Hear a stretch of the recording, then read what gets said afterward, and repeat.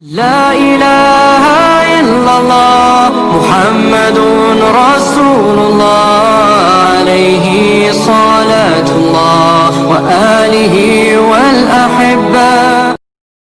Bismillahirrahmanirrahim. Assalamualaikum warahmatullahi wabarakatuh. Alhamdulillah rabbil alamin. Shalatu wassalamu ala asrofil anbiya'i wal mursalin wa ala alihi wa sahbihi ajma'in. Asyhadu an la ilaha illallah, asyhadu anna Muhammadan abduhu wa rasuluhu la nabiyya ba'da. Wa qala Allah ta'ala fil kitabihil karim, a'udzubillahi minasyaitonir rajim. Bismillahirrahmanirrahim. Wal tanzur nafsun ma qaddamat lighad. Alhamdulillah, puji dan syukur senantiasa kita panjatkan kepada Allah Subhanahu wa taala. Atas rahmat dan karunia-Nya kita masih bisa berkumpul dan kita masih bisa untuk sedikit demi sedikit mengumpulkan bekal demi bekal kita untuk menghadapi suatu hari di mana hari itu kita yakini bahwa tidak akan ada lagi hari yang lebih penting daripada hari itu, yaitu adalah hari di mana kita berjumpa dengan Allah. Dan mudah-mudahan di hari itu kita berharap Allah mengampuni dosa-dosa kita, Allah mengangkat amal-amal kita, dan Allah memberikan kita balasan terbaik atas apa yang kita lakukan di dunia. Salat dan salam semoga tercurah dan terlimpahkan kepada baginda Nabi besar Muhammad sallallahu alaihi wasallam, manusia mulia yang kita senantiasa rindukan perjumpaan dengannya, karena tidak ada yang lebih mencintai kita daripada Rasulullah sallallahu alaihi wasallam. Dan kita juga memohon kepada Allah mudah-mudahan di hari perjumpaan itu kita diakui sebagai bagian daripada umatnya, dan juga kita dikumpulkan di barisan-barisan di belakangnya, dan mudah-mudahan kita termasuk orang-orang yang saling mencintai karena Allah dan Rasulnya, sehingga surganya Allah layak bagi kita. Alhamdulillah, ikhwani fillah yang dirahmati Allah. Jadi pada hari ini kita bisa berjumpa kembali. Kajian hari ini kita coba untuk memenuhi beberapa permintaan tentang bagaimana kisah Islam itu bisa masuk ke orang-orang Turki. Jadi bagaimana kemudian kisah Islam itu bisa diterima dan kemudian bisa dipeluk oleh orang-orang Turki sehingga menjadi seperti sekarang. Nah, makanya gambar di depan ini bukan gambar logo keraton ya, bukan ya, walaupun mirip, tapi ini adalah lambangnya Daulah Aliyah Utsmaniyah. Jadi dalam bahasa kita, Daulah Aliyah itu adalah daulah yang tinggi, negara tinggi. Utsmani itu adalah negara tertinggi Utsmani. Jadi kalau misalnya dilihat daripada logo-logonya ini, yang langsung terlihat itu jelas adalah senjata. Nah, karena kenapa? Karena Daulah Utsmani itu adalah mereka sudah memproklamirkan dari awal adalah daulah jihad, adalah negara jihad. Makanya kalau dilihat secara langsung itu semua tanda-tandanya sangat kentara ya. Itu adalah barang-barang perang, senjata-senjata perang. Kalau misalnya dilihat sebelah kanan itu ada meriam gitu ya, sebelah kiri ada timbangan. Artinya keadilan itu dijaga. Bagaimana cara penjagaannya? Dengan menggunakan yaitu semuanya yang dipaparkan di situ, ada tombak, ada panah, ada pedang, ada apalagi pistol, ada tombak dan sebagainya. Nah, itulah caranya seperti itu. Nah, kenapa? Karena di dalam Al-Quran sendiri Allah katakan Allah menurunkan di antara manusia hadid, itu ya, Allah menurunkan besi di antara manusia itu untuk menegakkan keadilan. Nah, itu beberapa ulama-ulama tafsir ketika menafsirkan tentang kok bisa-bisanya ayat tentang besi itu, ketika Allah turunkan besi, Allah rangkaikan dengan penegakan keadilan. Nah, menurut para ulama-ulama tafsir, bahwasanya ketika seseorang manusia itu melakukan sebuah kezaliman, melakukan sebuah kemaksiatan, karena itulah Allah turunkan padanya besi untuk menghukum orang-orang yang melakukan kemaksiatan. Artinya besi itu ya bisa jadi pedang, bisa jadi pukulan dan sebagainya. Artinya itu adalah termasuk cara untuk menegakkan Islam. Nah, pertama-tama mungkin saya ingin membuka kajian ini dengan sebuah peta ya. Jadi karena ini memang banyak peta, hari ini kita akan lihat banyak peta. Dan karena memang ini penyiapannya cuma beberapa jam, jadi mudah-mudahan tidak mengurangi pemahaman ya, walaupun cuma dengan peta. Nanti saya coba akan jelaskan. Ini peta dunia, setahu kita begitu letaknya, karena waktu itu Amerika belum ditemukan ya. Jadi artinya benua Amerika belum ditemukan, jadi kita nggak bahas tentang Amerika. Sebenarnya Indonesia juga waktu itu tidak terlalu populer ya, sehingga bisa untuk diabaikan. Jadi dunia dulu, orang zaman dulu kenalnya cuma ini doang, ini dunia. Adapun Indonesia ini mungkin dimasukkan akhir-akhir saja. Ini peta kalau misalnya dilihat di sebelah kiri atas itu the world as peopled by the descendants of Noah. Artinya, ini adalah peta yang menggambarkan penyebaran keturunan Nabi Nuh. Dan ini peta ini bukan berdasarkan Al-Quran, bukan berdasarkan hadis, tapi berdasarkan kisah-kisah Israiliyat. Jadi apa itu yang dinamakan dengan kisah Israiliyat? Jadi gini ceritanya. Kalau kita tahu tentang Islam, kita sudah belajar di dalam kitab ini bahwa Islam punya dua sumber. Sumber Islam adalah apa? Dua sumber, Al-Quran, Sunnah. Itu jelas ya. Makanya Rasulullah Shallallahu Alaihi Wasallam itu mengucapkan sebelum beliau meninggal ketika haji wada, taraktu fikum amroin, fa in tamassaktum bihima lan tadilu abadan. Atau dalam hadis yang dalam lafaz yang lain, lan tadilu abadan in tamassaktum bihima. Jadi sama sebenarnya dua-duanya, intinya adalah bahwa Allah dan Rasul meninggalkan kepada kita dua hal yang kalau kita ambil itu kita tidak akan tersesat selama-lamanya. Atau dalam hadis yang lain, dalam lafaz yang lain, tidak akan tersesat selama-lamanya selama berpegang pada keduanya. Apa? Kitabullah wa sunnah. Maka dua ini adalah dalil paling utama di dalam Islam. Di antara dua dalil ini menunjukkan dua dalil yang lain. Apa yang dua dalil yang lain? Atau sumber hukum Islam yang lain? Yang pertama, yang ketiga adalah ijma' para sahabat, yang keempat adalah qiyas. Maka ini adalah 4 sumber pengambilan hukum Islam. Adapun dalil-dalil Israiliyat itu tidak termasuk sumber hukum Islam. Tapi menurut para ulama, kita tidak tolak, juga kita tidak percayai 100%. Artinya itu dijadikan sebagai wacana saja. Apa itu misalnya dalil-dalil Israiliyat? Misalnya cerita-cerita orang-orang Bani Israel yang dimaktubkan di dalam Alkitab mereka. Itu kan ada cerita-cerita. Nah, maka cerita-cerita itu kita tidak tolak dan juga kita tidak percaya sebagai sumber hukum Islam. Tapi kita dijadikan sebagai wacana saja. Jadi kalau dijadikan sebagai wacana, boleh. Nah, ini dari dalil-dalil Israiliyat, diambil dari Alkitab dan sebagainya. Ini cerita tentang keturunan Nuh. Jadi cerita tentang keturunan Nuh pasca banjir besar itu, maka ada 3 anaknya yang selamat. Yang anaknya yang pertama namanya Sem, anak yang kedua namanya Ham, anak yang ketiga namanya Yafet. Nah, jadi kalau dilihat ini petanya mereka. Yang warna hijau, ini kalau misalnya dilihat H-A-M, Ham. Ini daerahnya Ham. Yang warna merah, ini kalau misalnya dilihat S-H-E-M, Syam atau Sem. Sem atau Syam atau Sam sama. Yang atas ini daerahnya Yafet. Tulisnya J-A-P-H-E-T, jadi Yafet. Ini daerahnya Yafet. Nah, ini menurut orang-orang itu. Nah, dan kalau dilihat huruf-huruf kecilnya ini juga dilihatkan nama anak-anaknya Yafet siapa aja.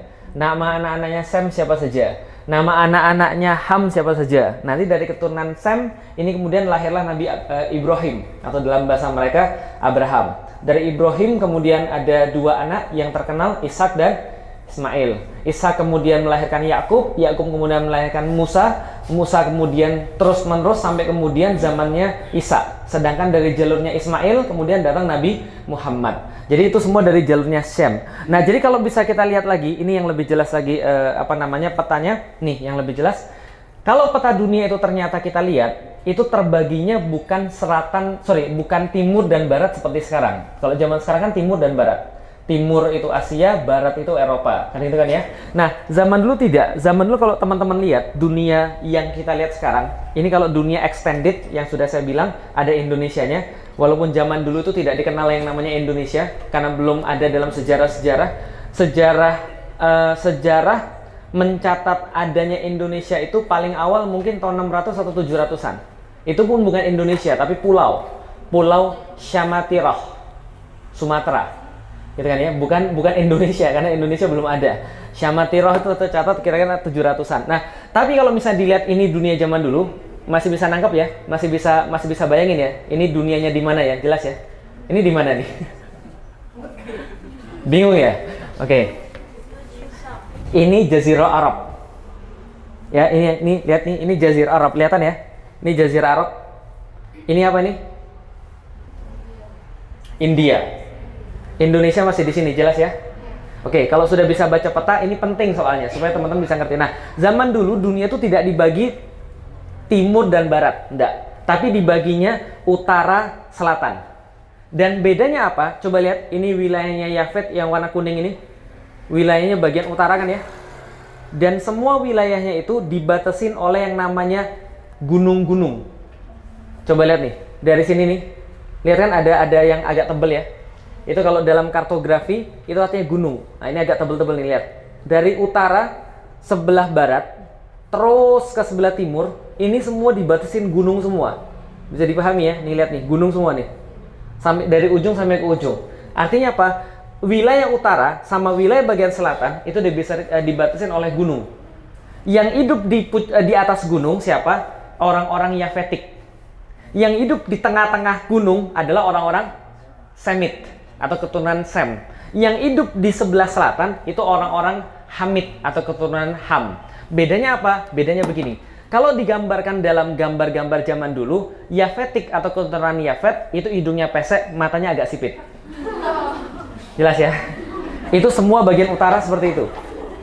Ya. Dan antum jangan bangga dulu, karena termasuk antum tuh sebenarnya yang tadi itu ya, itu keturunan Yafetik juga, cuma di situ digambarkan keturunan Semit, dan itu nggak mungkin. Ya, antum nggak mungkin keturunan Semit. Ya, gitu. Karena kalau keturunan Semit itu sudah jelas dia mendiami wilayah jazirah sama wilayah pertengahan. Jadi orang-orang mana digambarkan dalam buku-buku sejarah, Semit itu matanya belok, hidungnya mancung, rambutnya agak ikal, kadang-kadang pirang. Jelas ya? Jadi keturunan siapa? Zaman sekarang mereka yakini itu adalah keturunan Persia, Arab, Romawi, itu Semit. Jelas bukan antum kan ya? Gitu ya, jelas ya. Nah, Yafetik itu digambarkan sipit, lalu kemudian jenggotnya tebal, sering digambarkan pakai kuda, dan digambarkan pakai sendal dari bulu. Karena kenapa? Wajar. Lihat hidupnya di mana? Wilayah bagian utara. Maka kalau teman-teman lihat zaman sekarang pun Google, di atas gunung itu semua wilayah ekstrim. Mulai Rusia, Mongolia, Cina, Korea, Jepang, sampai kemudian Norwegia, Skandinavia, UK, dan sebagainya. Itu semua wilayah bagian utara. Jelas ya? Sedangkan wilayah Hamid itu digambarkan dengan jelas. Orangnya hitam.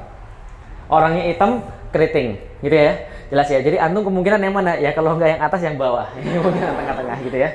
Kalau tengah-tengah itu yang bening-bening ya, gitulah kira-kira gitulah. Nah, jadi itu adalah pembagiannya. Nah, makanya ini berkaitan ketika seseorang membahas tentang bani-bani ini, mereka sebut kalau di Eropa, mereka sebut orang-orang utara ini adalah the Northern Tribe. Lah kenapa? Karena Northern Tribe ini senantiasa datangnya dari utara dan mereka punya ciri khas. Ciri khasnya apa? Kasar, suka perang, mereka penunggang kuda dan ganas. Makanya kemudian kalau Rasulullah Shallallahu Alaihi Wasallam itu menggambarkan mereka namanya kaumnya Ya'juj dan Ma'juj. Ya'juj dan Ma'juj ini bukan hanya bahasa Arab, tapi jauh sebelumnya ketika Injil itu turun, maka Alkitab sebelum Injil, Taurat itu sudah menyebutkan nama mereka adalah Gog dan Magog. Jadi Gog dan Magog ini adalah keturunannya Yafetik. Jadi Yafetik itu punya anak, Yafet itu punya anak, salah satu anaknya namanya Gog, yang lain namanya Magog. Juj dan Ma'juj atau Ya'juj dan Ma'juj. Jelas ya sampai di sini ya. Nah, maka kemudian kalau teman-teman baca setiap hari Jumat sekarang surat Al-Kahfi, itu ada ulama-ulama yang membahas ketika membahas tentang ayat-ayat terakhir suratul Kahfi itu, ketika Zulkarnain itu diutus ke satu tempat, lalu kemudian diutus ke tempat yang lain, kemudian diutus lagi ke tempat yang satu lagi. Awalnya diutus ke tempat matahari terbit, kemudian diutus ke tempat matahari terbenam, kemudian diutus lagi ke tengah-tengah dunia. Nah, menurut mereka yang terakhir diutus ke tengah-tengah dunia itu, kalau saya timur dan barat, akhirnya di hari yang terakhir diutusnya di daerah sini. Ada di daerah sini, maka diutus untuk apa? Untuk menghalau Ya'juj dan Ma'juj. Disewa sama orang setempat, menghalau Ya'juj dan Ma'juj membangun sebuah benteng. Yang waktu itu diceritakan di dalam Al-Quran, Zulkarnain membangun bentengnya dengan batu kemudian di casting dengan tembaga. Gitu kan ya, tembaga yang dipanaskan kemudian jadi tembok yang kuat yang nggak mungkin lagi ditembus waktu itu. Nah, ceritanya menurut para ulama, ketika Zulkarnain bangun tembok itu, ya, ulama mana? Sejarawan, salah satunya Ibnu Katsir, menceritakan ketika kemudian Zulkarnain bangun tembok itu berdasarkan dalil-dalil yang mereka kumpulkan itu atau cerita-cerita yang mereka kumpulkan, maka ketika dibangun tembok dihalau Ya'juj dan Ma'juj, ada yang ketinggalan. Yang ketinggalan itu siapa? Yang ketinggalan itu namanya Bani Turk, asal katanya Taroka. Taroka artinya meninggalkan dalam bahasa Arab, Turika artinya ditinggalkan, Turkan itu artinya tertinggal. Artinya ada yang ketinggalan Bani Turk. Nah, Bani Turk itulah yang sekarang jadi Turki yang sekarang. Jadi ceritanya begitu. Nah, itu adalah sedikit cerita kenapa kalau sampai sekarang, kalau teman-teman lihat ya, utara, selatan, gunung semua. Di antara gunung-gunung itu ada lembah, kadang-kadang tempat mengalirnya sungai. Nah, disitulah tempat orang-orang yang utara itu nyerang ke bawah, Ya'juj dan Ma'juj itu. Nah, makanya kalau kita lihat, pernah tahu Great Wall? Tahu Great Wall? Tembok besar Cina, letaknya di mana? Menghalangi utara sama selatan, pinter gitu kan ya. Tembok besar Cina letaknya di Cina, bagus gitu kan ya. Itu jawaban yang paling tidak masuk akal. Nah, jadi letaknya di mana? Letaknya di sini, sebelah utara selatan nutup itu. Tembok di sini juga ada, yang katanya bekas Zulkarnain. Ini namanya Darial George. Itu ada gunung yang sangat tinggi sekali. Ada lembah tempat mengalirnya sungai. Di situ dibangun tembok juga. Di bagian sebelah utara dibangun tembok juga untuk menahan serangan orang-orang Hun, serangan orang-orang Viking dan sebagainya. Nah, maka juga di sini bagian sini. Inggris juga sama, dibangun serangan untuk menahan serangan-serangan orang-orang utara juga. Nah, artinya adalah apa? Orang utara itu memang ganas-ganas, gitu kan ya, suka nyerang ke bawah dan akhirnya salah satu tertinggal. Oke, sampai di situ kelar ya. Oke, sejarahnya kemudian berlanjut ketika masa khilafah. Jadi ketika Rasulullah Shallallahu Alaihi Wasallam masih hidup, beliau itu pernah berkata, ada satu tempat di sebelah Tigris dan Eufrat, kata Rasulullah, yang tempatnya itu ditanami banyak sekali pohon-pohon kurma dan dihuni oleh satu bani namanya Bani Konturo. Bani Konturo ini Bani Turki juga.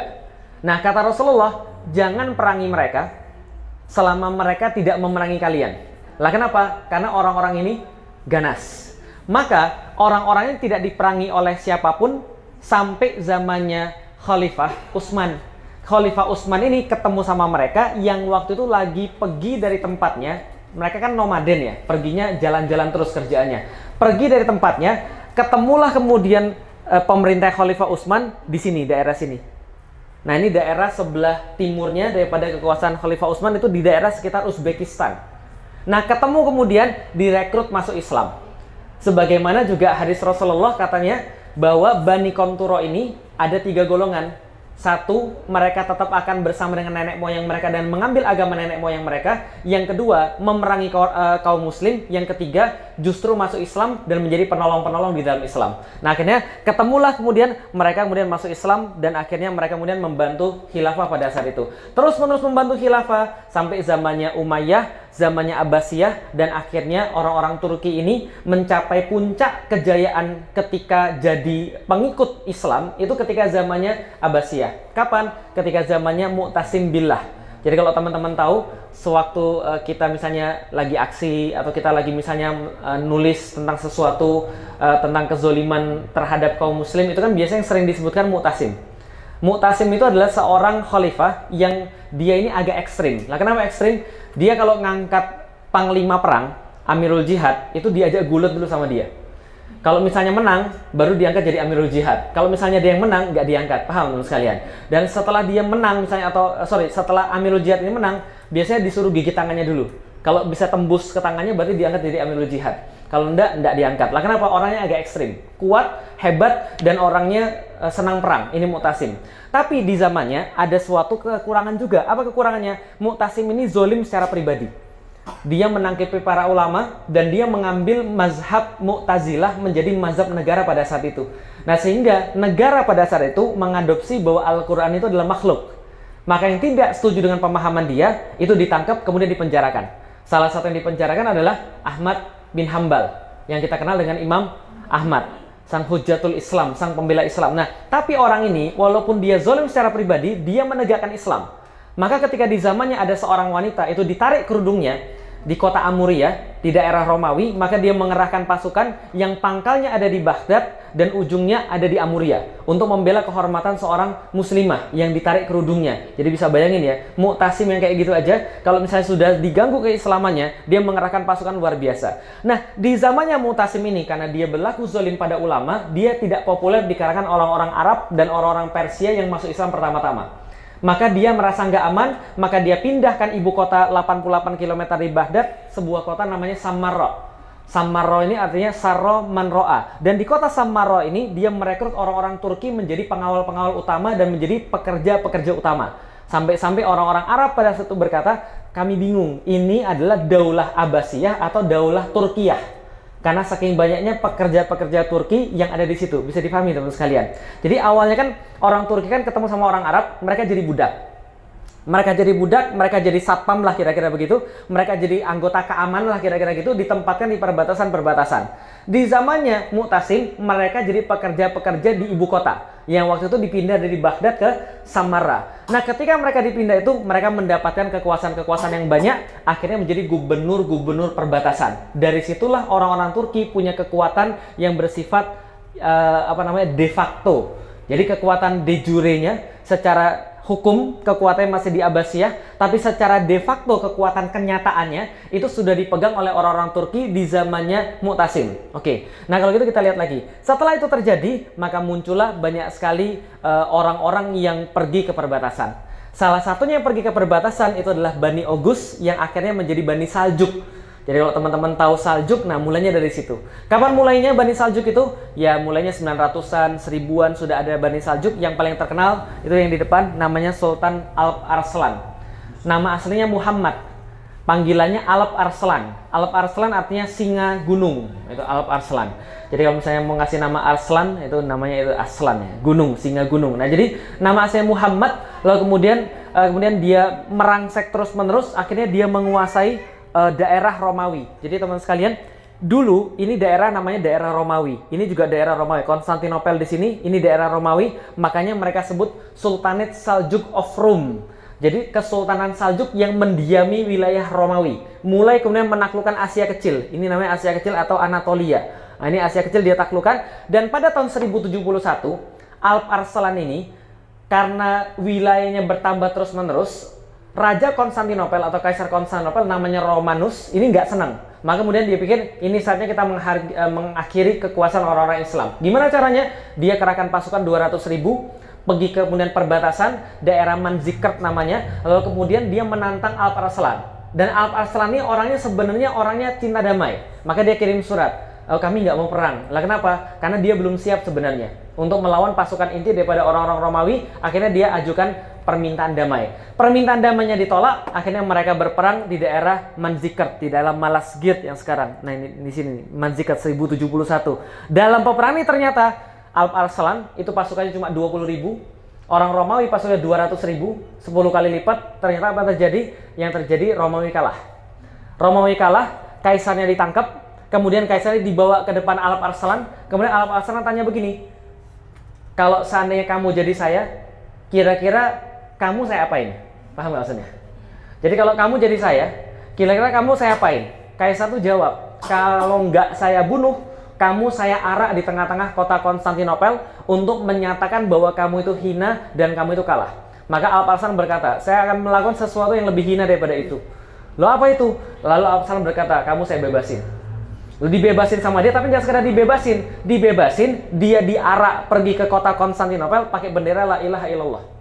Itu yang dituliskan oleh Ibnu Katsir dalam kitab Tarikhur Rusul wal Muluk. Jadi bagaimana kemudian ketika Kaisar Romanus itu, anda bisa bayangin ya, diarak dari Malazgirt ini, Manzikert, ini kalau naik pesawat kira-kira 1,5 jam ke Konstantinopel, ke Istanbul yang sekarang, jalan kaki, diarak pakai bendera la ilaha illallah. Nah kejadian ini teman-teman sekalian, diaraknya Romanus ini, kejadian inilah yang menjadi cikal bakal terjadinya perang salib. Jelas ya? Jadi perang salib itu mulainya dari situ. Jadi semenjak kisah itu terjadi, diaraknya Romanus Diogenes itu kemudian ke kota Konstantinopel dengan bendera la ilaha illallah Muhammadur Rasulullah, itu kan ya. Maka ketika itu kemudian orang-orang Kristen menyaksikan, muncul orang Yahudi di kota Roma namanya Peter the Hermit, itu memprovokasi orang-orang yang ada di sana dengan mengatakan antikristus sudah muncul. Jadi antikristus sudah muncul, orang-orang pelawan Kristus sudah muncul, Dajjal, bahasa mereka Dajjal sudah muncul. Orang-orang muslim yang suka makan anak-anak, orang muslim yang suka pakai kalung dari tengkoraknya anak-anak, suka membunuh orang, memperkosa orang, suka makan darah dan sebagainya. Nah itu kemudian fitnahnya mereka, sehingga dari situlah disusun perang salib yang akhirnya digagas tahun 1098 di kota Pisa. Bisa difahami ya, kota Pisa tahu? Yang ada menara Pisanya. Nah, di situ kemudian 1998 berlanjut 200 tahun berikutnya gara-gara peristiwa tadi. Nah, jadi bisa jadi besok kemudian ketika Masirah Panji Rasulullah itu menjadi awal juga dari perang salib gitu kan. Ya walalah miswab gitu kan ya. Tapi yang jelas ya itu yang terjadi. Ini sejarah ya yang ditulis oleh Ibnu Katsir. Nah, jadi ketika ini kemudian bisa kita lihat, maka kejadian-kejadian ini menjadi kemudian awal daripada kejadian-kejadian yang lain. Tapi sayangnya Kesultanan Saljuk ini terus-menerus kemudian membela Islam, terus-menerus membela Islam, termasuk pembelaan yang besar yang mereka lakukan adalah ketika mereka memerangi orang-orang Turki juga, saudara mereka, tapi yang Syiah. Jadi orang-orang Turki itu terbagi dua, ada Bani Saljuk, ada Bani Buwayhid namanya. Nah, Bani Buwayhid ini Syiah dan dimanfaatkan oleh Fatimiyah sama dimanfaatkan oleh Bizantium, oleh Konstantinopel untuk memerangi orang-orang Muslim. Nah, maka ketika mereka sudah memerangi terus-menerus, tapi sayangnya ada satu petaka yang terjadi pada 1258. 1258 sebagaimana digambarkan di sini, ini adalah penghancuran kota Baghdad, sekaligus penghancuran ibu kota khilafah pada saat itu. 1258, hancurnya kota ini menjadi hancurnya khilafah pada saat itu yang menjadi vakum. Ketika vakum, orang-orang Saljuk lah yang harus menghadapi orang-orang ini. Lah kenapa bisa hancur? Sudah dikatakan dalam sejarah-sejarah, karena pada saat itu, dalam kitab Muqaddimah diceritakan ketika orang Arab awal-awal hidup itu, mereka kan tidak pakai pagar. Mereka tidak pakai, kemewahan-kemewahan. Di mana-mana mereka bawa pisau, di mana-mana mereka bawa pedang. Kalau makan tinggal nyari, kalau misalnya ada yang perang mereka bisa hadapi. Tapi ketika zamannya Abbasiyah ini, mereka sudah hidup terlalu mewah. Rumah dipagerin gitu kan ya, makanan ditumpuk-tumpuk, nggak bisa lagi perang, nggak bisa lagi bela diri. Maka ketika Tartar datang ke sana, Temujin, Genghis Khan itu kemudian datang ke sana, Baghdad habis. Dihabisi oleh orang-orang Mongol. Lah kenapa? Karena orang-orang Muslim sudah tidak bisa lagi untuk membela dirinya. Sedangkan pasukan-pasukan Turki ditempatkan di perbatasan. Sehingga habis semua. Bahkan dalam satu cerita dikisahkan ketika orang-orang Mongol datang ke Baghdad, mereka menemukan ada seseorang yang bersembunyi di balik tempat minum itu apa? Gentong itu. Nah, jadi bersembunyi di balik gentong itu, kemudian diangkat gentongnya terus ada orangnya. Lalu orangnya dibilang, "Sebentar ya, ini pedang saya lagi patah, saya mau ngambil pedang dulu baru saya bunuh kamu." Nah, dia nggak pergi mana-mana. Sampai diceritakan begitu. Nah, kenapa? Saking mereka tidak bisa membela diri sendiri. Nah, 1258 ketika ini hancur, Saljuk pun ikut turun. Lah kenapa? Karena menghadapi serangan orang-orang Mongol. Ketika Saljuk turun, maka muncul yang baru. Nah, ini yang kemudian kita ceritakan. Namanya Kesultanan Utsmani.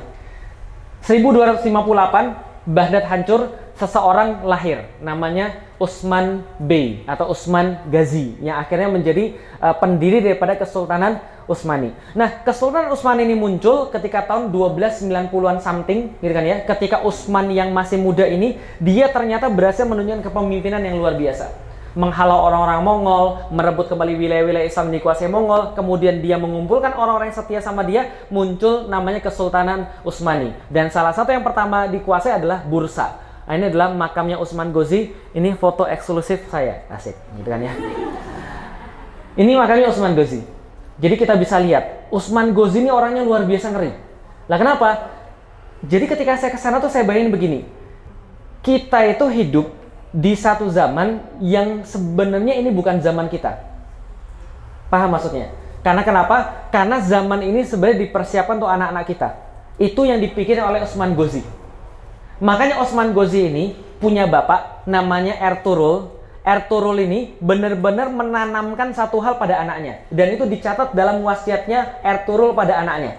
Apa wasiatnya? Ertuğrul bilang begini. Ertuğrul pertama-tama, ketika dia sudah punya anak Utsman Ghazi ini, dia memilihkan satu syekh yang paling pintar di zamannya namanya Edebali. Dan pesan bapaknya kepada anaknya itu, kamu boleh bantah saya, tapi jangan pernah bantah gurumu. Itu ditulis dalam wasiatnya. Yang kedua, kamu boleh buat saya sedih, tapi jangan buat sedih gurumu. Kalau seandainya kamu melawan gurumu, kamu tidak akan saya akui sebagai anak. Karena kenapa? Guru lebih penting daripada orang tua. Lah kenapa? Ilmu lebih penting daripada keturunan bagi Ertuğrul bapaknya. Maka nggak heran Utsman ini sangat-sangat menghormati Syekh Edebali. Pada gilirannya, Utsman ini yang bukan siapa-siapa menanamkan dasar yang sangat penting terhadap keturunan-keturunannya tentang ketaatan pada Allah dan tentang penaklukan Konstantinopel. Jadi bisa dibayangin ya teman sekalian ya. Jadi anak-anak yang hebat itu dari anak-anak yang bangga pada bapaknya. Yang bangga pada kerjaan bapaknya. Jadi kalau bapaknya nggak ada yang bisa dibanggain, anaknya mau jadi apa? Paham ya? Nah, tapi Utsman Ghazi ini orangnya memang ngeri, luar biasa. Lah kenapa? Ini di makamnya dipasang satu bendera yang merupakan bendera dia. Ini aliwannya di zamannya dia, kira-kira gitulah. Nah, jadi benderanya warnanya merah, Saya nggak tahu kenapa warnanya merah. Mungkin karena orang-orang yang fetish senang yang merah-merah gitu kan. Orang Cina, Rusia gitu kan ya. Orang Turki senang yang merah-merah. Tapi yang penting bukan warna benderanya. Tapi coba lihat, ini bendera tahun 1335 di zamannya Orhan, anaknya dia. Tapi Orhan mengklaim ini adalah bendera bapaknya, yaitu adalah Osman Bey. Lihat bagaimana kemudian tulisannya. Paling atas Bismillahirrahmanirrahim. Bismillahirrahmanirrahim, yang di atas Allah, sebelah kiri Muhammad. Kelihatan nggak? Ya nasib kalau gitu ya. Sebentar, saya liatin ya. Bentar. Bayangin aja ya. Nih, Allah kelihatan? Nggak kelihatan Allah. Nggak kelihatan ya? Ya udah, bayangin aja ya. Ini ada Allah, ini ada Muhammad, ini ada Abu Bakar, ini ada Umar, ini ada Utsman, ini ada Ali, ini ada Hasan, ini ada Hussein. Ya, jadi menjelaskan posisi mereka bahwa posisi mereka adalah Sunni, bukan Turki yang satunya yang Syiah. Oke ya. Di atasnya ini tulisannya Bursa Yurdu, artinya perjanjian Bursa atau waktu itu adalah benderanya Bursa. Bismillahirrahmanirrahim. Allahumma sholli ala Sayyidina Muhammad. Itu tulisannya yang di bawah. Ini yang pertama Bismillahirrahmanirrahim, yang kedua Allahumma sholli ala Sayyidina Muhammad, yang ketiga Inna fatahna laka fatham mubina. Dari awal itu sudah dipilih, ya. Jadi ayat itu sudah Inna fatahna laka fatham mubina. Yang di bawah lebih ngeri lagi ayatnya, wajahidu fisabilillah. Paham ya? Jadi bisa kebayang nggak ketika Muhammad Al-Fatih menaklukkan Konstantinopel, kenapa dia benar-benar keras kepala? Karena pendahulunya kayak begini. Paham ya? Dulu kakek-kakekmu itu adalah orang yang nulis begini gitu maksudnya. Dulu bapak-bapakmu adalah orang yang menanamkan dalam benderanya itu Inna fatahna laka fatham mubina. Ketika Anda pengen dikuasakan oleh Allah tentang satu tempat, Anda pengen dimenangkan oleh Allah, wajahidu fisabilillah, maka berjihadlah di jalan Allah. Tapi kalau Anda nggak mau berjihad, Allah nggak akan menanggung kemenangan. Paham nggak maksudnya kira-kira? Itu bapaknya kayak begitu. Yang pertama-tama Osman Ghazi. Nah itu adalah di makamnya dituliskan begitu. Maka wajar ketika anak-anaknya semuanya punya mental yang mengerikan seperti itu. Jelas ya? Jadi inna fatahna laka fatham mubina, lalu di bawahnya wajahidu fisabilillah. Ini makamnya Orhan, anaknya. Jadi di masa Orhan inilah kota Bursa ditaklukkan pada 1326. Awalnya adalah punyanya Yunani, namanya Prusa, diganti menjadi Bursa. Dan Orhan ini nggak main-main. Orhan ini dikisahkan dalam tarikhnya Ibnu Battuta itu bahwa Orhan ini tidak pernah berdiam diri dalam satu tempat selama 1 bulan penuh, tidak pernah. Jadi kalau misalnya nonton Sulaiman the Magnificent itu, Muhtasam Yuzil yang di Indonesia dibahasakan King Sulaiman itu, diceritakan gimana itu ceritanya. Sulaiman cewekan terus gitu kan ya. Sulaiman cinta-cintaan dulu gitu ya. Nggak ada cerita. Yang ada adalah dikisahkan dalam tarikhnya Ibnu Battuta bahwa Orhan, pendahulunya Sulaiman itu tidak pernah berdiam diri dalam satu tempat selama sebulan. Kerjanya apa? Pergi ke sini menaklukkan, pergi ke situ nyiapin tentara, pergi ke sini perang, pergi sini menaklukkan. Lalu apa? Lah benderanya kayak gitu. Bukan benderanya love is everything, bukan begitu. Paham ya? Inna fatahna laka fatham mubina wajahidu fisabilillah. Tidak ada cerita tentang cewek sama sekali. Jelas ya? Jadi tidak pernah berdiam diri di satu tempat selama sebulan. Sulaiman Al-Qanuni dikisahkan tidak pernah berdiam diri selain 3 bulan sekali pergi berjihad. Itu Sulaiman Al-Qanuni. Wajar Allah memberikan mereka kebaikan-kebaikan yang banyak. Lah kenapa? Karena mereka tahu inna fatahna laka fatham mubina, syaratnya adalah wajahidu fisabilillah. Nah, kalau kemudian kita lihat lagi, ini adalah bendera kemudian yang mereka pakai. Jadi khasnya bendera Utsmani itu selalu ada itu tuh, inna fatahna laka fatham mubina. Kalau nggak ayat itu, yang dipakai adalah nasrum minallahi wa fathun qarib wa basyiril mu'minin, gitu kan ya. Jadi itu yang kemudian dipakai. Sama ayat tentang penaklukan, ayat tentang kemenangan, ayat tentang kebaikan. Yang tengahnya tetap la ilaha illallah Muhammadur Rasulullah. Jadi itu bukan bendera ISIS ya, jelas ya. Ini benderanya Utsmani. Lalu kalau ini apa? Ini lambang tulip. Ya, jadi itu lambangnya tulip bagi mereka. Nah, kalau gitu kita lihat lagi benderanya kayak gimana lagi. Nah, ini salah satu benderanya. Ini bendera Utsmani yang dipakai ketika Perang Dunia Pertama. Kebayang nggak gentarnya musuh ketika melihat bendera ini? Gitu kan ya? Bendera yang mencirikan bahwa ini semangatnya dan kalau mati tidak ada masalah. Lah kenapa? La ilaha illallah Muhammadur Rasulullah. Dan yang menarik di kota Bursa, setelah mereka menguasai kota Bursa, mereka mulai membentuk ciri-ciri khas peradaban Islam di situ. Ini adalah apa ya namanya ya? istana, bukan istana tapi ya, pusat pemerintahan pertama di Bursa. Jadi pusat pemerintahan pertama Islam Utsmani yang ada di Bursa, ini tempatnya. Namanya sekarang Yesil Jami. Yesil itu artinya hijau, Jami itu artinya masjid. Ini Yesil Turbah, artinya makam hijau. Tapi yang penting ininya nih. Lah kenapa penting di dalamnya teman sekalian? Jadi kalau kita lihat dalamnya, masuknya dari sini. Masuknya dari sini. Ini ada dua kubah yang sama. Dulu ceritanya, ini tempatnya masjid, ini tengahnya, di sini ada sadirwan. Sadirwan itu sebuah air mancur kecil. Bagi orang-orang lain ternyata, bagi orang yang datang nyangkanya di sini tempat wudhu, ternyata bukan. Ini adalah tipikal bagaimana tempat pemerintahan pertama dalam Kesultanan Utsmani. Ceritanya gimana? Di sini dua ini tempat rapat sultan sama wazir-wazirnya atau sama pembantu-pembantunya. Jadi tempat rapat sultan sama menteri-menterinya, gampangnya gitu. Sebelah sini, ini tempat penghakiman. Di sini ada ruang kecil, ini tempat hakim. Paham ya? Tempat kodi ngasih keputusan. Ini tempat hakimnya, ini tempat sholat, tengah-tengah tempat orang nunggu. Di atas, lantai atas ini ada tempat sultan dengerin ketika menteri-menterinya lagi memutuskan sesuatu. Sesuai atau tidak dengan hukum Islam. Dan tengah-tengah air mancur buat apa? Air mancur untuk dihidupin supaya kalau ada orang ngobrol di kiri dan di kanan, di belakang dan di depan nggak kedengeran. Paham teman sekalian? Jadi kalau ada pembicaraan rahasia itu tidak kedengeran. Itu adalah bagaimana arsitekturnya mereka. Dan ini kalau kita lihat dalamnya, nah ini kira-kira begini. Ini masjidnya. Ini masjidnya. Jadi tempat dipakai untuk sholat. Jadi tempat pemerintahan itu yang paling besar apa? Masjid. Paham ya? Kalau kita tempat pemerintahan yang paling kecil musola gitu ya. Masya Allah. Nah jadi ini tempat yang paling besar, tempat sholat. Nah yang saya bilang tempat sebelah kiri dan sebelah kanan ini tempat kantor administrasi. Belakangnya nanti baru kita lihat. Ini tempat-tempat ini, tempat apa ini? Tungku, bukan. Ini tempat-tempat ini kalau di zamannya Rasul, Ahlus Suffah. Jadi kalau tempat Ahlus Suffah di Masjid Nabawi itu direplikasi di sini bentuknya begini. Ahlus Suffah, tempat naruh makanan. Jadi pagi-pagi subuh-subuh suatu waktu Rasul pernah selesai perang Khandaq kalau saya nggak salah, Rasul pernah nanya pada Abu Bakar dan para sahabat yang lain ba'da sholat subuh. Rasul nanya begini, siapa di antara kalian yang sekarang sudah melakukan sedekah subuh? Nggak ada yang jawab. Abu Bakar, saya Rasulullah. Terus kemudian ditanya lagi, siapa yang sudah mengunjungi sahabatnya yang sakit? Yang lain nggak ada. Loh gimana mengunjungi? Orang ini baru subuh kok. Saya Rasulullah, kata Abu Bakar. Kemudian ditanya lagi, siapa yang sudah puasa hari ini? Yang lain udah pada capek. Saya Rasulullah.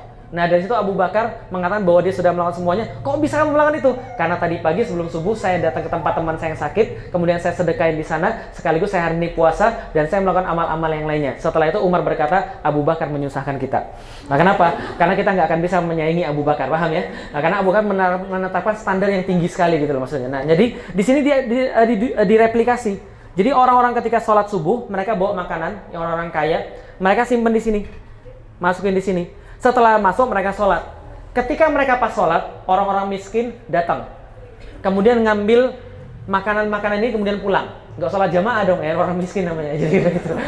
Mungkin dia lagi lapar. Konsepnya adalah yang ngasih nggak tahu, yang ngambil juga nggak tahu siapa yang ngasih. Jadi keikhlasan di situ terjaga. Nah ini tempat-tempat makan. Ini adalah masjidnya. Ini keramik-keramiknya luar biasa ngeri. Ini adalah depannya, ini adalah belakangnya yang saya bilang tadi. Ini tempat kodi. Masuknya dari sini. Tempat kodik, ini sadirwannya, air mancur. Jadi kalau dihidupin, ngomong di sini nggak kedengeran ke sini, sini nggak kedengeran sini, sini nggak kedengeran sini, sini nggak sini. Ini tempat sultan mengawasi. Jadi sultan ngawasin kamu keputusan benar atau enggak. Kalau nggak benar kamu yang dihukum. Gitu ya. Tempat kodik memutuskan. Ini tempat rapat sekaligus tempat penghakiman, mahkamah. Ini tempat orang-orang nunggu. Masuknya dari sini. Keren ya, arsitekturnya Islam ya, kecil tapi mantap. Nah jadi kira-kira gitu. Nah ini kisah ketika sudah Bursa dikuasai, zamannya siapa tadi? Osman, Orhan, Murad, semua dikuasai. Murad punya anak namanya Biyazid. Biyazid itu sultan keempat, nih orangnya Biyazid. Nickname-nya Yildirim, kilat. Kenapa? Kerjanya bolak-balik Asia Eropa penaklukan. Asia Eropa penaklukan terus. Ankara dihabisin semua, bangun masjid di mana-mana. Termasuk Ulu Jami, dia juga yang bangun. Bukan Ulu Jami di situ ya, bukan ya. Ulu Jami di Bursa. Itu dia juga yang bangun. Ulu itu artinya awal, Jami artinya masjid. kemungkinan besar orang Indonesia ngambil jami itu dari sana.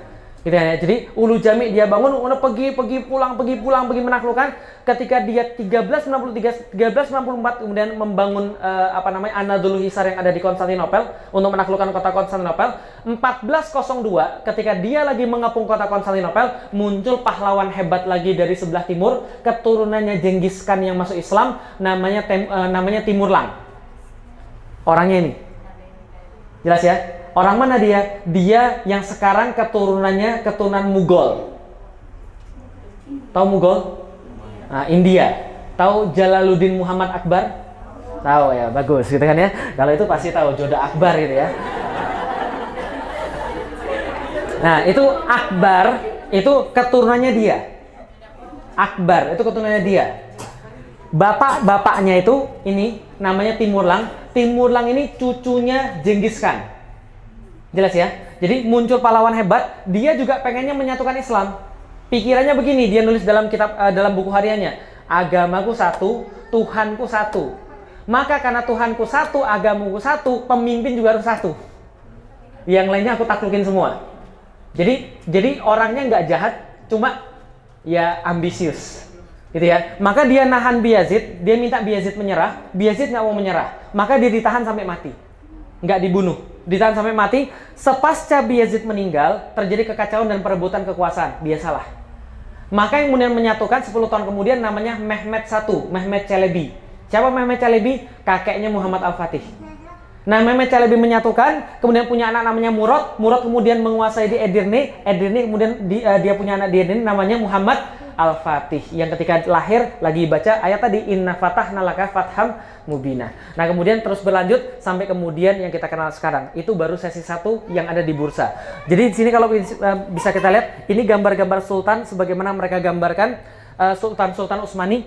Lihat yang paling atas namanya Khan Osman Ghazi.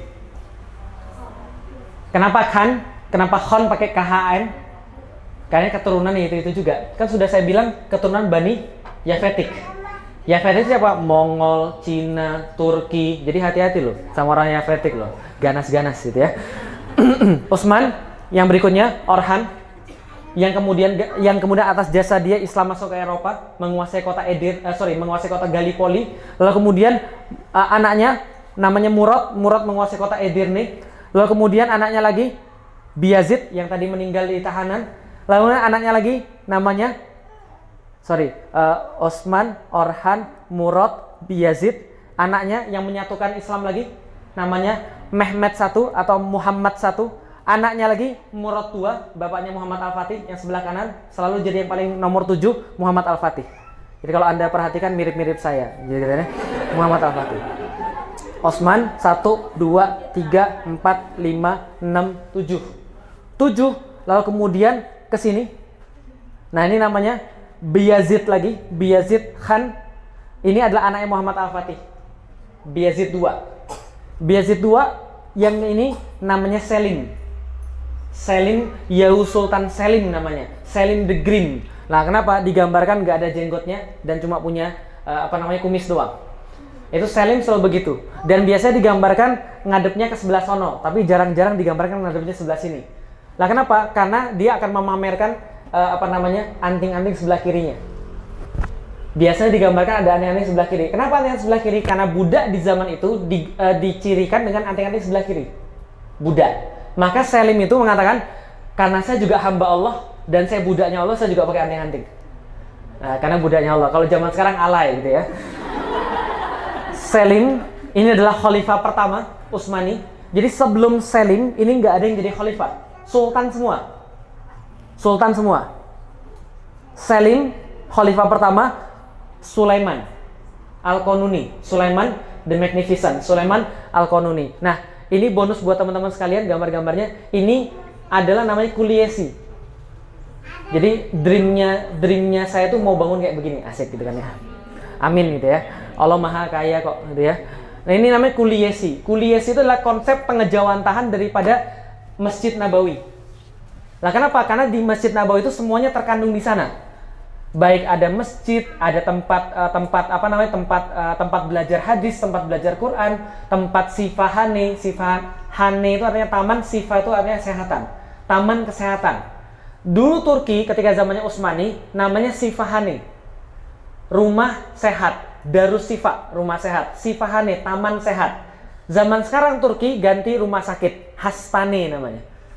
Hasta itu artinya sakit, hane itu artinya taman, tamannya orang sakit. Di Indonesia juga sama, rumah sakit gitu ya. Jadi, nah ini adalah salah satu contoh Kuliasi. Ini Bayazid II Kuliasi, anaknya Muhammad Al-Fatih yang buat. Masjidnya mana? Masjidnya mana? Yang sudah pasti yang paling gede. Itu masjid. Ini masjid, ini pelataran masjid. Nah, tempat-tempatnya apa yang ini pelataran masjid? Ini Darul Qurra, tempat penghafal Quran. Ini Darul Hadis, tempat penghafal hadis. Di masjid juga ada namanya tabhane. Tabhane tempat menerima orang-orang gelandangan kayak antum. Gitu ya. Jadi kalau antum kesini gelandangan, jangan khawatir. Antum dijamu selama 3 hari, dikasih roti gratis, dikasih minum gratis, dikasih uang jajan selama 3 hari untuk menerima tamu. Di situ ada tabhane. Di sini ini khusus Bayazid, dia membangun namanya sifahane yang lebih luas. Jadi di sini ini tempat perawatan orang-orang sakit, hospital. Jadi ini hospital. Ini tengah-tengah ini tempat khusus orang gila. Paham ya? Jadi bayangin tuh. Di zamannya Bayazid ya, itu sekitar tahun 1488-an sudah dibangun rumah sakit khusus orang gila. Dan ini sekarang menjadi museum rumah sakit UNESCO. Jadi ketika datang sana saya kaget, Masya Allah, di situ orang sakit benar-benar dimuliakan, paham antum? Jadi kalau antum dimuliakan walaupun gila itu di dalam khilafah itu dimuliakan antum. Walaupun orang gila aja dimuliakan loh. Gimana cara muliakannya? Di tengah-tengah sini, di hall yang paling gede ini, dia ada banyak sekali, lihat nih, ada kelilingnya, ada banyak hall-hall kecil. Di tengah-tengahnya ada pemain musik. Pemain musik, tapi bukan sembarang pemain musik. Pemain musik yang sudah disiapkan dengan not-not tertentu dan kunci-kunci tertentu sehingga orang gila nggak tambah gila. Paham ya? Jelas ya? Karena sudah diteliti. Jadi dia memanfaatkan teori Al-Farabi. Dia memanfaatkan teori-teori pemusik-pemusik Islam supaya menterapi dengan not-not musik. Jelas ya? Itu yang pertama. Di tengah-tengahnya ini ada sadirwan lagi, air mancur, tapi dengan suara-suara khusus. Yang kalau didengar bikin orang jadi stresnya hilang. Pertama dengan air, terapi suara air, terapi musik. Yang ketiga terapi wangi, terapi wewangian. Itu untuk orang gila. Sebelah sini ada foto-fotonya, saya tampilin di sini. Oh, nanti saya liatin. Nih, foto-foto orang gila, mau lihat? Ya siapa tahu terinspirasi gitu loh maksudnya. Ada. Jadi ada bagaimana mereka memperlawan orang gila pada zamannya. Lihat ya, orang gila aja dimanusiakan loh. Sebentar, saya kasih tahu biar antum paham orang gila tuh ternyata dimanusiakan. Nah ini foto eksklusif. Ini kenyataan sekarangnya begini. Ini sifahani pada masanya. Oh ini sorry ya, ada artis. Ini bukan orang gila ya.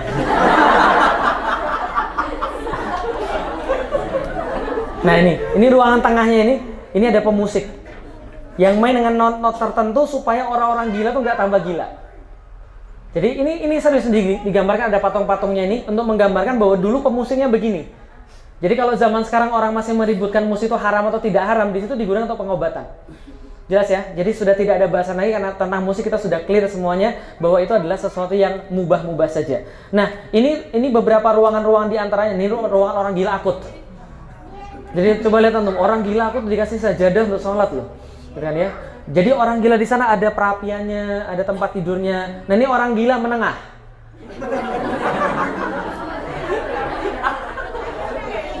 Dikasih burung buat main, dikasih ayam gitu ya.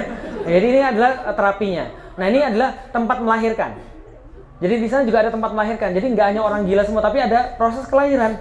Nah, ada proses kelahiran dan nah ini adalah tengah-tengahnya. Ini terapi musik di depan tadi. Di belakangnya terapi air, suara-suara air supaya menenangkan orang, dan terapi wewangian. Ini tempat penelitian obat-obat alternatif. Jadi pakai ular gitu ya, pakai apa lagi dan sebagainya. Nah ini juga para apoteker ceritanya. Jadi ada ruangan-ruangannya. Nah ini ruangan. Nah tadi kan hospital ya, tempat rumah saya. Ini tempat pendidikan kedokteran. Total ada 18 kamar, cuma menampung 18 murid. Nah ini siapa nih? Kira-kira siapa ini? Salah, satpam. Ini satpam. Ini ruangan satpam, jelas ya? Oke, ruangan satpam. Ini baru ruangan pembelajar. Nah, lihat kan ganteng gitu ya. Nah, belajar gitu kan. Ini kayak di Hogwarts ya kira-kira gitu ya. Nah, jadi di zamannya ini satpam, ini pelajar. Nah, ini dia lagi belajar. Ini juga pelajar, satu kamar 2 orang. Total 18 orang, total cuma 18 orang. Ini ruang praktikum. Ruangan praktikum. Nah, ini ruangan syekh, profesor. Nah, jadi belajarnya dulu pakai profesor. Nah, ini ruangan profesor. Gaji profesor itu ditulis di sana. Gaji profesor satu hari sekitar 1,5 juta. Asik ya, profesor. Ini juga ruangan profesor. Nah, ini ruangan pengobatan profesor. Ini ruangan praktikum pelurusan otot-otot dan tulang. Keren ya? Nah, ini ruangan praktikumnya. Nah, ini lakonnya. Nah, ini syekh lagi mengajar. Nah, ini perpustakaan. Jelas ya, itu kuliasi namanya. Kuliasi itu adalah keseluruhan namanya. Kompleks di dalam Islam keseluruhan. Nah, ini adalah tentang bonusnya tentang kuliasi. Nah, ini juga bonus, ini namanya Han. Jadi ketika Muhammad Al-Fatih, sultan-sultan sebelumnya, mereka menaklukkan Konstantinopel, mereka bangun banyak sekali pasar-pasar. Salah satu adalah Grand Bazaar itu yang terkenal, mall pertama di dunia. Di dalam Grand Bazaar ada barang-barang kayak gini banyak sekali. Namanya Han. Han itu apa? Kalau orang-orang lagi dagang, itu kan dimanusiakan. Mereka perlu mandi, mereka perlu tidur, mereka perlu sholat. Nah, ini tempatnya. Di dalam pasar ada barang-barang kayak gini. Kebuka, tempatnya namanya Han. Dan di tengah-tengah ada masjid. Asik ya. Jadi tempatnya kebuka kayak tadi, kayak ini gini nih, kayak tadi gini. Tiba-tiba tengah-tengahnya ada masjid. Yang bangun siapa nih masjidnya? Yang bangun anaknya Muhammad Al-Fatih, Bayezid II. Jadi orangnya di situ paling cuma sekitar 5 atau 6 orang, ya tapi mereka bahagia di situ karena pusat semuanya adalah tetap masjid. Ya, jadi itu adalah sedikit yang bisa kita ceritakan. Dan yang terakhir saya akan putarkan. Ada yang bingung kenapa dari tadi kita melihat bulan dan bintang? Dari tadi lihat bulan dan bintang kan ya? Nah, dari mana asalnya bulan dan bintang? Ini asalnya bulan dan bintang. Saya sedikit menyampaikan. Ini tentang impiannya Utsman bersama gurunya. Gak usah dengerin karena antum pasti nggak ngerti, karena saya juga nggak ngerti. Lihat aja gambarnya. Ini Syekh Edebali, gurunya Utsman Ghazi. Jadi dia tuh sangat menghormati, belajar sama gurunya, ngaji sama gurunya.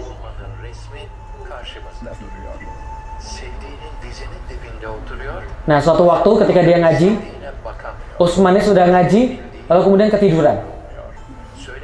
Jadi bukan antum aja yang ketiduran gitu ya. Tapi ketidurannya santri ya, Masya Allah. Barokah. Gimana ketidurannya dia? Coba lihat nih. Ya kan? Sudah ngaji, ketika ngaji tidur, ketika tidur mimpi. Apa mimpinya? Nah, lihat nih mimpinya.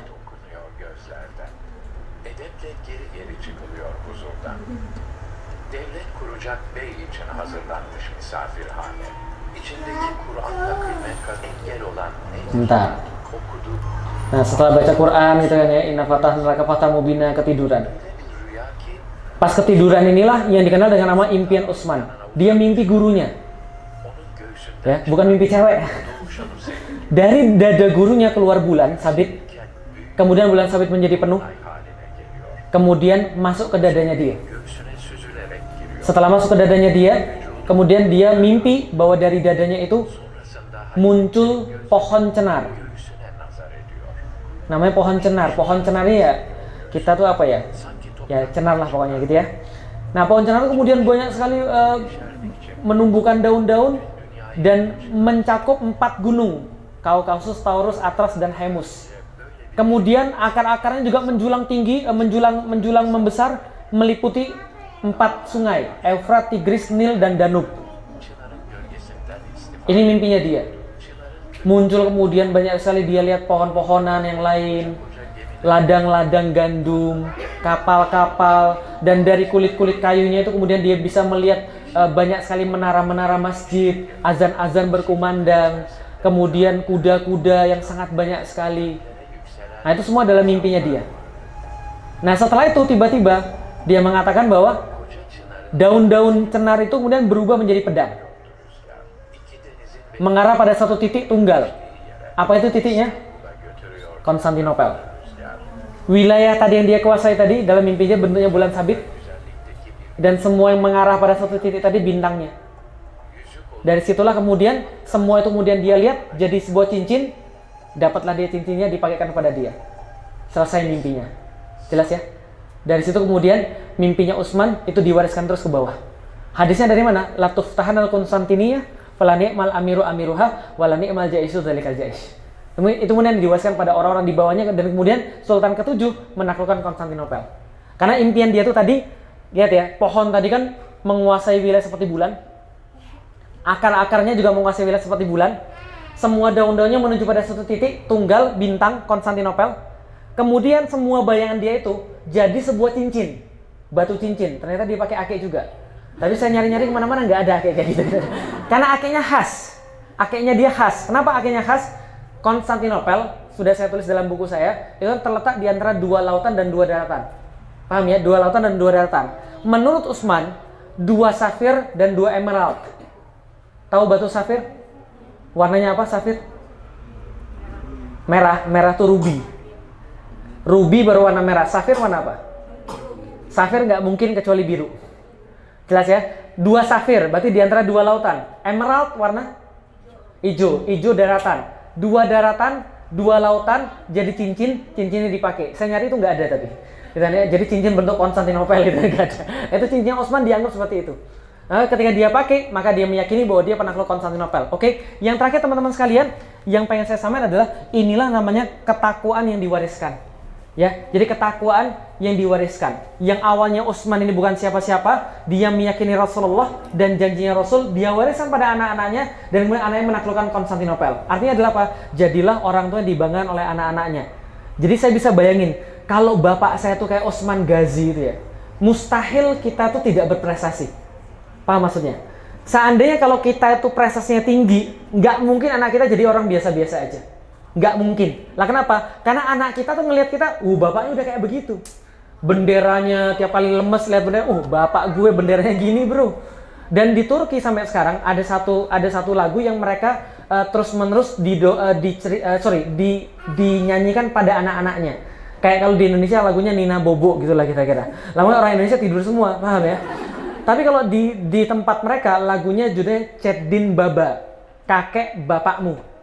Jadi menceritakan kakek dan bapakmu itu siapa? Kakek dan bapakmu itu siapa? Mujahid, nggak pernah berhenti berjihad. Kalau misalnya perang nggak pernah mundur, nggak pernah ada rasa takut, ya gitu-gitu. Jadi ceritanya adalah orang-orang yang diceritain kayak gitu. Wajar kalau orangnya ganas-ganas. Tapi zaman sekarang cuma jadi lagu doang.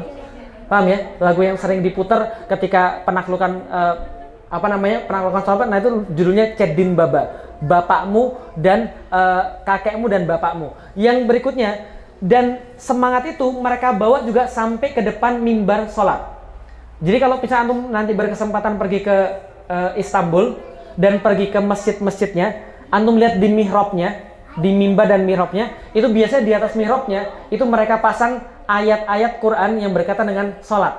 Salah satu adalah kullama dakhala alaiha Zakaria mihraban.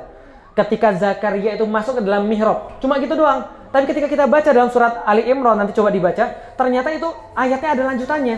Apa lanjutan ayatnya? Kullama dakhala alaiha Zakaria mihraban wajada indaha rizqan. Maka ketika dia masuk ke dalam mihrabnya, setiap Zakaria masuk ke dalam mihrabnya Maryam, karena itu cerita tentang Maryam, maka Zakaria mendapatkan di Maryam itu indaha rizqan. Dia mendapatkan bahwa Maryam itu mendapatkan rizki. Kemudian dia bertanya, annalaki hadza, kamu dapat dari mana ini? Maka kemudian Maryam menjawab, hadza min indi rabbi. Ini adalah dari Tuhanku. Apa yang dilakukan oleh Zakaria? Langsung Zakaria masuk ke dalam mihrab yang sama, langsung sholat yang sama, dan permintaannya dicatat dalam surat Maryam. Rabbi habli minas solihin. Dan ya Allah, berikan aku adalah orang-orang yang soleh. Padahal dia katakan apa? Aku sudah rambutku memutih. Dan aku sudah tua, istriku sudah menopause. Tapi aku tidak pernah bosan, karena engkau tidak mungkin tidak mengabulkan. Karena ini mihrabnya yang dipakai oleh Maryam untuk berdoa, aku juga pakai. Maka Allah katakan, maka fattaqabbalaha. Maka Allah menerima doa-doanya, wa huwa qaim. Dan waktu itu Zakaria dalam keadaan berdiri. Langsung diterima doanya, punya anak namanya Yahya. Langsung dikasih Allah namanya. Inna nubasyiruka bigulamin ismuhu Yahya. Langsung dikasih namanya oleh Allah, namanya Yahya. Kenapa? Orang bilang dia nggak mungkin punya anak, ternyata dia punya anak namanya Yahya. Lihat dari Ali Imran, ya, Ali Imran, Zakaria, bukan siapa-siapa, Zakaria nabi, tapi Ali Imran nabi bukan? Bukan, keluarganya Imran bukan nabi. Punya istri, bukan siapa-siapa juga, tapi niatnya dari awal, ketika hamil, aku menazarkan ini nazartu fi batni muharraran. Aku menazarkan pada batinku ini, pada perutku ini, muharraran, anak yang kalah bertakwa pada Allah. Ketika lahir, ya Allah cewek. Allah katakan, nggak apa-apa, Allah sudah tahu itu cewek, tenang, nggak ada masalah, ini orang penting. Maka kemudian jagalah dengan baik, maka kemudian dijaga dengan baik, dididik dengan baik. Anaknya bukan nabi juga, tapi ibunya nabi. Naik nggak? Naik. Anaknya, Imran bukan siapa-siapa, istri bukan siapa-siapa, tapi takwa pada Allah, serius besarin anaknya. Anaknya bukan siapa-siapa, tapi ibunya nabi. Anaknya namanya Isa. Jadi orang betulan, jadi nabi betulan. Jadi orang yang benar-benar disucikan sepanjang masa. Peningkatan ketakwaan. Osman bukan siapa-siapa, tapi dia menaruh sebuah dasar yang sangat penting sekali. Ketakwaan pada Allah, jihad, semangatnya, turun pada anaknya, ketujuh baru jadi menang penaklukan Konstantinopel. Nah, antum juga sama. Saya berharap mudah-mudahan ketika saya cerita begini, antum bisa mengambil semangatnya. Paham nggak maksudnya kira-kira? Jadi jangan jadi orang tua yang biasa. Jangan sampai antum tuh jadi orang tua yang anak antum ngeliat antum tuh lemes gitu loh. Ya apalagi anak antum ngeliat antum tuh malu gitu loh maksudnya. Ya berbuatlah sesuatu yang mungkin sulit pada zaman kita. Sebagaimana Osman mungkin sulit untuk mencapai sesuatu pada zamannya. Tapi dia menaruh satu pilar yang itu memudahkan anak-anaknya untuk nggak jadi orang-orang yang biasa gitu loh. Jadi antum juga jangan jadi orang biasa. Persiapkan diri jadi orang yang benar. Yang orang tua, yang menjadi orang tua sehingga anak kita tuh ketika nyebut nama kita tuh semangat gitu loh maksudnya. Bukan jadi orang-orang yang biasa. Wallahu a'lam bishawab, mudah-mudahan menjadi suatu manfaat. Assalamualaikum warahmatullahi wabarakatuh.